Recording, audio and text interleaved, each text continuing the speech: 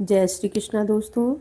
आप सभी को श्रावण मास के कृष्ण पक्ष में पड़ने वाली कामिका एकादशी की बहुत ढेर सारी शुभकामनाएं। चातुर्मास की सबसे पहली एकादशी तिथि आप सबके जीवन में भगवान की विशेष कृपा और उनका आशीर्वाद लेकर आए, यही प्रार्थना करते हैं। जो भी भक्त सच्ची निष्ठा और भक्ति के साथ कामिका एकादशी का व्रत नियम अनुसार करते हैं और उनके नियम का पालन करते हैं तथा भावपूर्वक कथा श्रवण करते हैं, उस व्यक्ति के जीवन के सभी प्रकार के पाप नष्ट हो जाते हैं। यह व्रत सांसारिक बंधनों से छुटकारा पाने के लिए अति श्रेष्ठ व्रत है। इस व्रत को करने वाला मनुष्य सभी प्रकार के सुखों को भोगता हुआ अंत में वैकुंठ धाम को प्राप्त होता है। श्रावण मास के कृष्ण पक्ष की एकादशी को पवित्रता एकादशी अथवा कामिका एकादशी कहा जाता है। इस दिन भगवान विष्णु की पूजा की जाती है। इस व्रत को करने से सभी प्रकार की मनोकामनाओं की पूर्ति होती है। इसी से इसे कामिका एकादशी भी कहा जाता है। इसको करने से ब्रह्म हत्या तक का दोष निवारण हो जाता है। वास्तव में यह बहुत ही पवित्र और पुण्यदायी व्रत है जो हर प्रकार के पापों से मुक्ति दिलाने में समर्थ है। तो चलिए कथा का श्रवण करते हैं, कथा को प्रारंभ करते हैं। एक बार धर्मराज युधिष्ठिर ने कहा कि हे माधव, कृपा करके हमें श्रावण मास के कृष्ण पक्ष की एकादशी के बारे में बताइए। श्री कृष्ण भगवान कहने लगे, हे युधिष्ठिर, इस एकादशी की कथा को एक समय ब्रह्मा जी ने नारद जी से कहा था, वही मैं तुमसे कहता हूँ।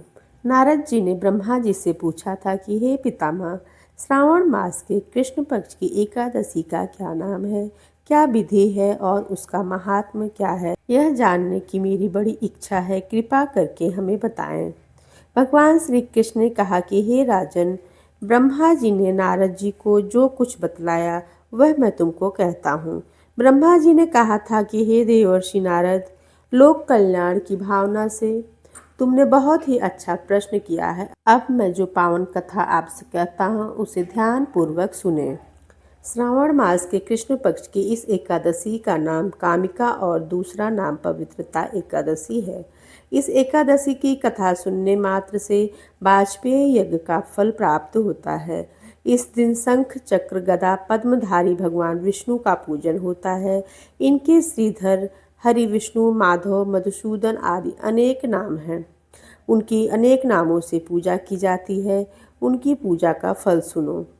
गंगा, काशी, नैमिषारण्य, पुष्कर और सूर्य व चंद्र ग्रहण पर कुरुक्षेत्र में स्नान करने से, समुद्र और वन सहित पृथ्वी का दान करने से, सिंहराज के बृहस्पति में गोदावरी और गंडकी नदी में स्नान करने से भी जो फल प्राप्त नहीं होता है वह विष्णु भगवान के पूजन से मिल जाता है। जो मनुष्य श्रावण मास में भगवान का पूजन करते हैं वे देवताओं, गंधर्वों और सूर्य आदि सभी की पूजा कर लेते हैं। हे नारद, भीषण पापों के कीचड़ में फंसे हुए और संसार रूपी समुद्र में डूबे हुए मनुष्यों के लिए कामिका एकादशी का व्रत ही उद्धार कराने वाला है। इससे बढ़कर पापनाशक अन्य कोई उपाय नहीं है। स्वयं भगवान ने यही कहा है कि इस एकादशी के व्रत के प्रभाव से जीव बुरी योनियों को प्राप्त नहीं होता है। इस एकादशी को भक्ति पूर्वक भगवान को तुलसी दल अर्पण करके करने वाले संसार में ऐसे रहते हैं जैसे जल में कमल। इस व्रत के प्रभाव से अंतिम समय में मनुष्य यमराज की यातना तथा नरक के दर्शन नहीं करता और सीधा स्वर्ग लोक को जाता है। विष्णु भगवान रत्न, मोती, मणि तथा आभूषण आदि से उतने प्रसन्न नहीं होते हैं जितने तुलसी दल से प्रसन्न होते हैं। तुलसी दल अर्पण का फल 4 भार चांदी और स्वर्ण दान के बराबर होता है। ब्रह्मा जी ने आगे कहा कि भगवान विष्णु की अति प्रिय तुलसी को भी मैं सदैव नमस्कार करता हूँ। तुलसी के वृक्ष को सींचने से संपूर्ण यातनाएं, दर्शन मात्र से समस्त पाप और स्पर्श से मनुष्य पवित्र हो जाता है। जो मनुष्य भगवान के चरणों में तुलसी दल अर्पित करता है वह मुक्त हो जाता है। कामिका एकादशी की रात्रि को दीपदान तथा जागरण के महात्म का वर्णन चित्रगुप्त भी नहीं कह सकते हैं।